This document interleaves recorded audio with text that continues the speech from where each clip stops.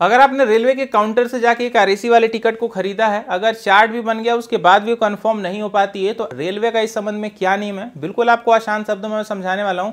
और इस चैनल पे आपका कोई भी टाइम वेस्ट नहीं होता है, क्योंकि यहाँ पे कोई भी लाइक सब्सक्राइब जैसा ड्रामा नहीं होता है। वीडियो यहीं से शुरू है। तो यहाँ पे मैं सबसे पहले क्लियर कर दूं, आपके पास जो काउंटर की आरएसी वाली टिकट है, चार्ट बनने के बाद अगर वो नहीं कंफर्म हो पाती है, तो ऐसी कंडीशन में भी आप बिल्कुल 100% रेलवे में ट्रेवल कर सकते हैं, यानी कि आपको ट्रेवल करने दिया जाएगा और आपके ऊपर कोई भी फी चार्जेस या पेनाल्टी नहीं लगाई जाएगी।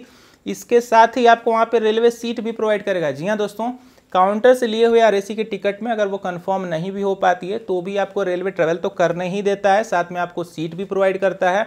अब आप सोच ये रहे होंगे कि आखिर आपको सीट कहाँ पे मिलेगी। तो आपने जिस भी क्लास की एक आरएसी वाली टिकट बुक की होगी, जैसे बहुत सारे लोग हो सकते हैं कि थर्ड एसी की आरएसी वाली टिकट खरीदे हों, कोई सेकंड एसी की भी खरीदा हो सकता है, या फिर कोई स्लीपर की भी खरीदा हो सकता है।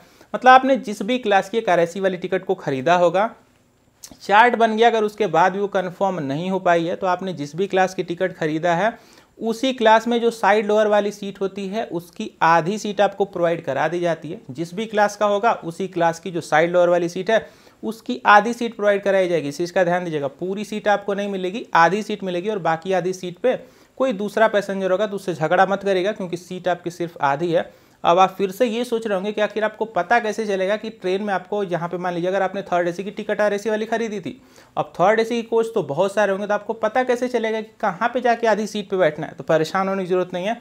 जब भी आपकी ट्रेन का चार्ट प्रिपरेशन होगा, आपके चार्ट प्रिपरेशन के मैसेज में ही आपकी कोच का नंबर और आपकी सीट का भी नंबर दिख जाएगा। आपको वहीं पे जाके आधी सीट पे बैठना है, और जो भी आपकी कोच और सीट का नंबर होगा वो बिल्कुल श्योर शॉट है कि साइड लोअर की हाफ सीट ही आपको प्रोवाइड कराई जाएगी। इसका ध्यान दीजिएगा। और इसके साथ ही आपकी कोच और सीट का जो नंबर होगा ना, वही किसी भी एक दूसरे पैसेंजर के कोच और सीट का नंबर होगा, क्योंकि साइड लोअर में सिर्फ आधी ही सीट आपकी, आधी सीट किसी दूसरे पैसेंजर की है। तो उस पैसेंजर से आपको झगड़ा बिल्कुल नहीं करना है।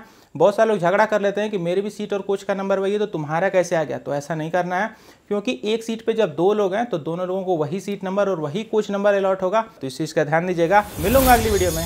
Good bye.